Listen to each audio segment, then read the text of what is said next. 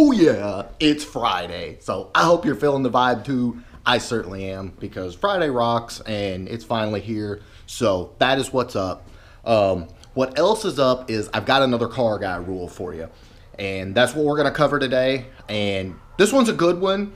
Not only is there a little theater involved, but there's also good information too, you know, put in a kind of funky kind of way. But anyway, it's Friday. I got another car guy rule. And so the 2-valve terror will not start.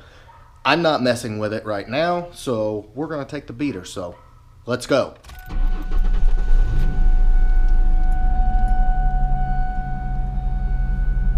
So it has been an unseasonably warm week here in Tennessee, and I have to admit that it's going to make winter really hard. Like I saw something about the forecast last week, and the bottom's supposed to fall out, and it's going to be like really cold last week. But my God, it's been like 60s, 70s, and sunshine all week.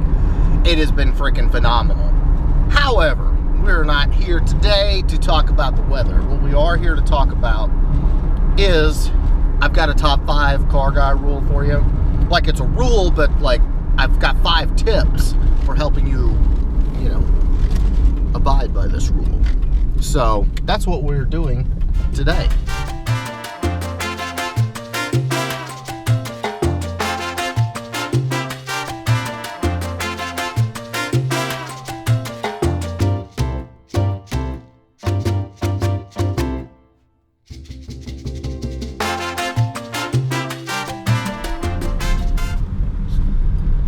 So as you can see, we are pulling into a large local parking lot. This is car guy rules.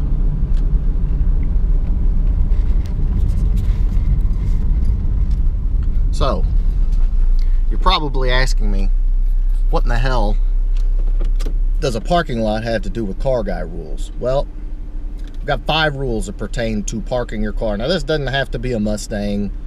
Just basically any hot rod, any car that you give a crap about, you have to be very careful when you're parking your car in a parking lot. And if you caught the 5 reasons why you should drive a beater video, I talk about this a little bit, but today I'm going to go in a little more depth. So here we go. This is rule number 5. When you're parking your car in a parking lot, and most people know this, most people already do this, and the funny thing is I see complaints all the time, and I've experienced it myself. You park really far out, and the logic behind that is if you park really far out, most lazy people are going to park as close to the door as humanly possible. Now, what does laziness have to do with driving your hot rod in a parking lot? I will explain. The lazy people are the kinds that will fling their door open, they won't grab it, they won't make sure, you know, it doesn't hit the car next to them, stuff like that. They won't make sure that the bags they're carrying don't brush up against it. I mean, you pretty much get the idea. So, rule number 5 is park as far, as you can see, about a half a mile out. Not really, but you get the idea. Rule number 5 is park as far out as you humanly can. Okay, so moving on to rule number 4. And this is a good one. It's actually a pretty smart one.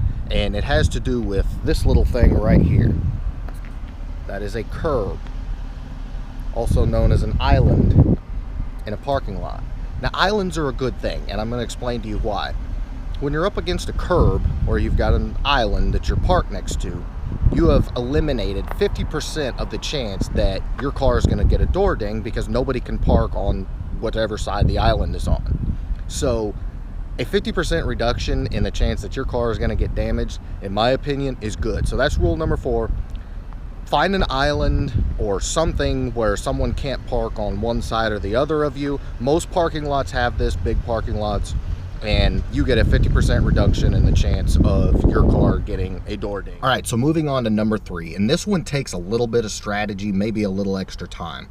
But what you want to do is survey the parking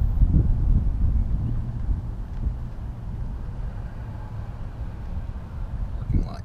If you don't have an island available or you can't park way out for whatever reason, you want to survey the landscape a little bit. And let let you check out what we've got here. All right, so I'm looking for a place to park here. Are you going to park next to a $1,500 Trailblazer or a brand new $60,000 Sierra? That's what I'm talking about. If you park next to a piece of crap that's already dented up and full of dings, you have a better chance of getting your car dented or dinged up. So what I do is I'm going to find the nicest, newest, cleanest vehicle that I possibly can, and I'm going to park next to that. Why? Because apparently they give a crap about their car. You would think that would that's common logic, but you're going to basically reduce your risks of the car getting damaged because they give a crap about their car too.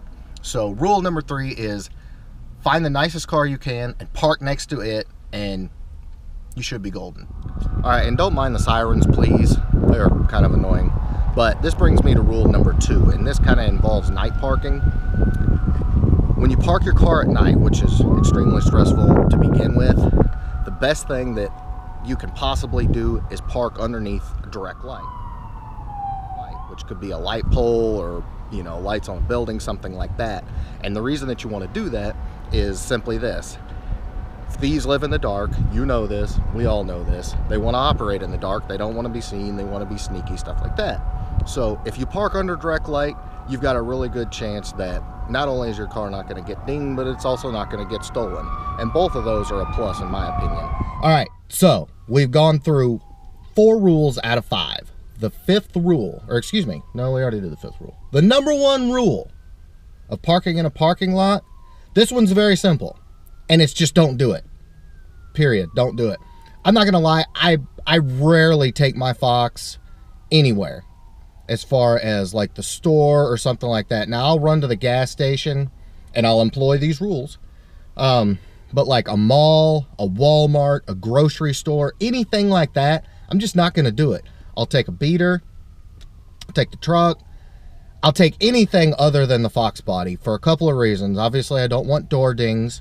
I don't want it stolen. I don't want it damaged in any way, and I don't want it stolen. Fox bodies especially are pretty easy to steal, and I don't want to run that risk. You know, insured or not for more than the car's probably worth, I still can't replace it. And so that's the number 1 rule when parking a car you actually give a crap about is just don't do it. Get some gas, and I happened to run into another car guy here at the gas station, and I wanted to kind of get his take on what he thought about parking in parking lots, and just to add a little extra opinion to it. So, what was your name, bud? Tony. Tony, nice to meet you, Tony. Tell me about your car.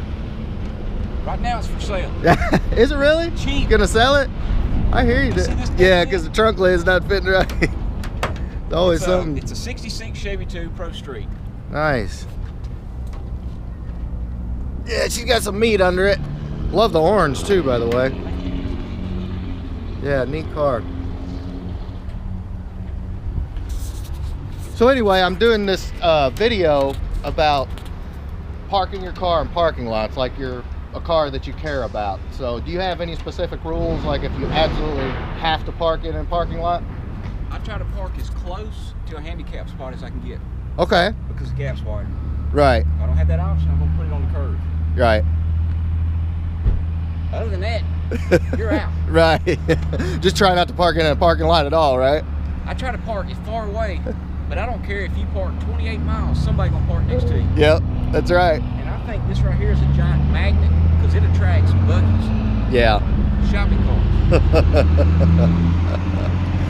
See, he already knew the thing about parking by the curb and parking as far out, but he also knew that it doesn't matter how far you park out, some jackass is going to park next to you. So, you know, all you can do is your best, right? That's right. That's all you can do.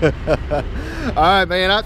I appreciate you coming on the show, and it's a killer car. Even though I'm a Ford guy, you know, I appreciate anything cool and fast. So thank you, sir. All right. So I hope you enjoyed today's car guy rules. Yes, they might sound a little corny, but I promise you these are good rules to keep your car safe, keep it from getting stolen. It's stuff that I've used for a lot of years. Most of you all probably already do, but hopefully there was something in here that maybe you hadn't thought about, or, you know, something like that.